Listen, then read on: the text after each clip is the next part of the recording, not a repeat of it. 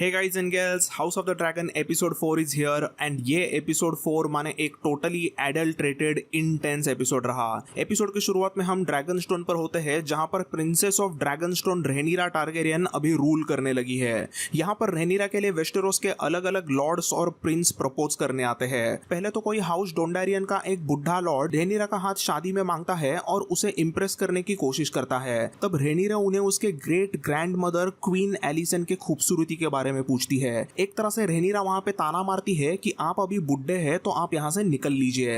रहेनिरा Lord डोंडारियन का ऐसा insult करती है तो उसके साइड में बैठे हुए लॉर्ड बराथियन रहेनिरा को समझाते हैं कि ऐसे लॉर्ड्स का इंसल्ट नहीं करना चाहिए। तो दोस्तों ये है lord of storms and Boremund Baratheon. अब रहेनिरा ड्रैगन स्टोन पे है तो ऐसा तो नहीं होगा कि वो वहां पे अकेले ही राज करने लगे। अगर ड्रैगन स्टोन पे रह के अच्छे से राज कारोबार सीखना है तो उसे किसी दूसरे लॉर्ड की मदद लगेगी और इसीलिए बोरमुंड बराथियन वहां पे उसे सब चीजें सिखाने के लिए होते हैं। इवेंचुअली रहेनिरा यहाँ पर सभी का रिश्ता ठुकरा देती है और वो किंग्स लैंडिंग में आती है क्योंकि वहां पर डेमोन टारगेरियन आने वाला था। इवेंचुअली किंग्स लैंडिंग के दरबार में डेमोन हमेशा की तरह एकदम स्वैग में एंट्री मारकर किंग विसेरिस के सामने बेंड नी करके उसे अपना क्राउन ऑफर करता है। सो पिछले एपिसोड 3 में बड़ा बैटल जीतने के बाद में डेमोन को king of the Stepstones and narrow sea बनाया जाता है और इसीलिए एपिसोड 4 का नाम भी किंग ऑफ नैरो सी रखा गया है। डेमोन ने दिया हुआ स्टेपस्टोन्स का क्राउन विसेरिस एक्सेप्ट करता है और उसके लिए एक फीस्ट को रखा जाता है। इस पार्टी में रहेनिरा थोड़ी सी उदास बैठी थी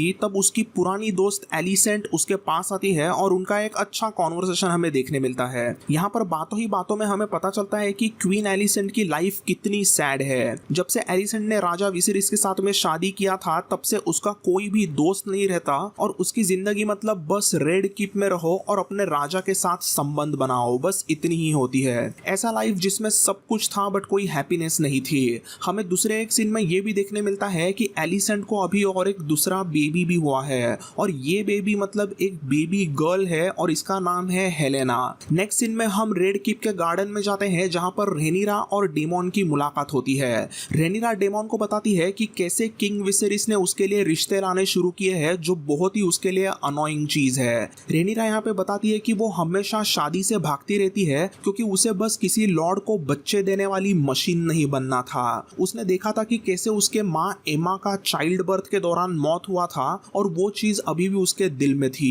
उसने देखा था कि कैसे एमा को बार बार बच्चे नहीं हो रहे थे बट फिर भी उसे बच्चे देने के लिए यूज किया जा रहा था तो उसे उसका बहुत दुख होता था। उसे लगता है कि वो भी अगर शादी करती है तो उसे उसका होने वाला हस्बैंड सिर्फ चिल्ड्रन पैदा करने के लिए रखेगा, यानी उसे ऐसा लगता है कि वो अपने लॉर्ड हस्बैंड के लिए सिर्फ एयर्स बनाने वाली एक तरह की मशीन बन जाएगी जो कि उसे बिल्कुल नहीं बनना था। सो इन्हीं सब चीजों के वजह से रहेनिरा शादी से दूर भागती होती है। रहेनिरा की ये सब ओपिनियन सुन के डेमोन एक वाहियात प्लान बनाता है। डेमोन उस रात रहेनिरा को रेड कीप के सीक्रेट रास्तों से भगाकर सीधा किंग्स लैंडिंग के सिल्क ऑफ स्ट्रीट में लेके जाता है जहाँ पे बहुत सारे होर हाउसेस यानी कि ब्रोथेल्स है। इवेंचुअली डेमोन और रहेनिरा कुछ प्लेजर हाउसेस में पहुंचते हैं जहां पर ढेर सारे लोग कुछ सेक्सुअल एक्टिविटीज करते रहते हैं। डेमोन रहेनिरा को बताता है कि शादी तो बस एक ड्यूटी है बट यहाँ पर हम जिसके साथ भी चाहिए उसके साथ संबंध बना सकते हैं। रहेनिरा हमेशा से ही शादी से और एक तरह से सेक्सुअल रिलेशनशिप बनाने से दूर भाग रही थी बट यहाँ पे डेमोन अपने भतीजी पर लस्ट और सेक्सुअल प्लेजर्स के बारे में कुछ अजीब से संस्कार डालता है। वो यहाँ पर रहेनिरा को कुछ सेक्सुअल एक्टिविटीज वगैरह दिखाता है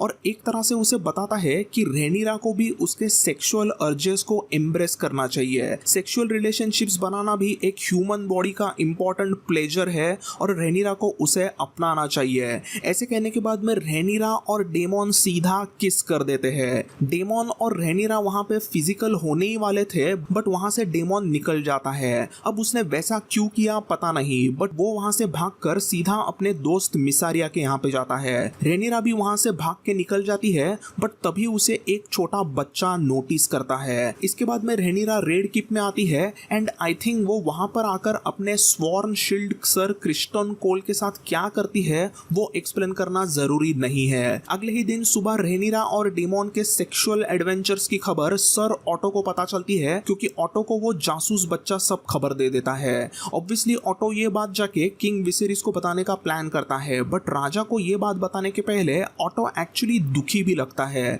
जब इवेंचुअली ऑटो ये बात विसेरिस को बताता है तो राजा गुस्से से लाल होकर ऑटो को एक्यूज करता है कि वो रेनिरा को लेके गलत रूमर्स फैला रहा है ताकि उसके बेटी एलिसेंट के चिल्ड्रन ही आयरन थ्रोन पे बैठे। बट यहाँ पे पहली बार ऐसा लगा मानो ऑटो अपने राजा को लेके जेन्युइनली दुखी था और वो कोई गेम नहीं खेल रहा था। ऐसा लग रहा था मानो वो समझता था कि एक पिता पे क्या गुजरती है जब अपने बेटी की ऐसी सब बातें बाहर आती है। इन सभी बातों से राजा विसेरिस बहुत दुखी होता है और एक्चुअली ये सब बातें एलिसेंट भी पीछे से सुनती होती है। फिर उसी दिन शाम को क्वीन एलिसेंट रेनिरा से मिलके पूछती है कि क्या उसने डेमोन के साथ में संबंध बना है। तब यहाँ पर रेनिरा अपने मरे हुए माँ की झूठी कसम खाती है। Damon never touched me.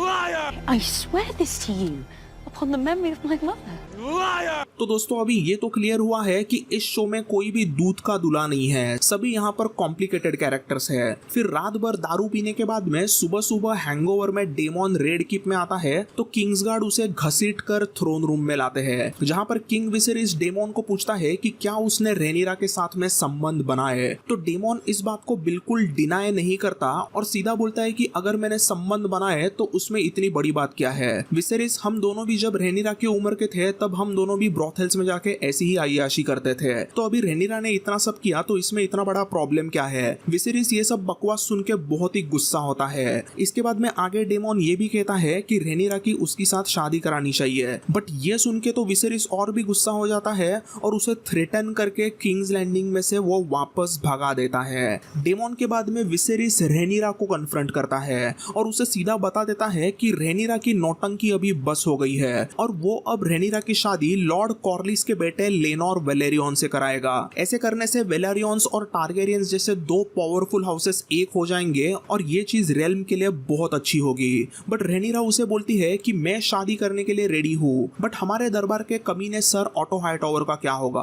Auto Alicent के बेटे एगोन को हेयर टू द थ्रोन बनाना चाहता है और उसे आयरन थ्रोन के गद्दी का वारिस बनाना चाहता है, तो आप उसके लिए क्या कर रहे हो। सो मैं लेनोर के लिए शादी करने के लिए रेडी हूँ, बट तुम्हें किंग बन के ऑटो को हटाना पड़ेगा, ऐसा वो इंडिकेट करती है। देन एपिसोड के सेकंड लास्ट सीन में विसेरिस एक बहुत बड़ा डिसीजन लेता है और ऑटो को हैंड के पोजीशन से हटा देता है। विसेरिस सीधा बताता है कि अब ऑटो खुद के सेल्फ इंटरेस्ट में काम करने लगा है, उसे अभी रेल्म की नहीं पड़ी, उसे तो बस अभी अपने पोते बेबी एगोन को राजा बनाना है। ऐसा सब कहने के बाद में किंग विसेरिस ऑटो के कपड़ों से उसका हैंड ऑफ द किंग का टोकन निकाल लेते हैं। लास्टली हम देखते हैं कि रेनिरा कुछ पढ़ रही होती है और तभी वहां पर ग्रैंड मास्टर मेलोस एक कप में से चाय लाते हैं। So what was in this cup? तो एक्चुअली दोस्तों ये था मून टी। अगर कोई औरत सेक्सुअल रिलेशनशिप बनाती है और उसे प्रेग्नेंट नहीं होना तो इस मून टी को पिया जाता है। तो बेसिकली ये मून टी यानी कि वेस्टेरोसी कॉन्ट्रासेप्टिव है। So guys, thanks for watching this recap and breakdown of episode 4। अगर ये ब्रेकडाउन आपको अच्छा लगा तो मेरे चैनल को सब्सक्राइब जरूर करें। मैं हाउस ऑफ द ड्रैगन और बाकी पॉप कल्चर दुनिया के वीडियोस ऐसे ही बनाता रहता हूँ। So thanks for watching again and I'll see you all in the next one. Bye and take care.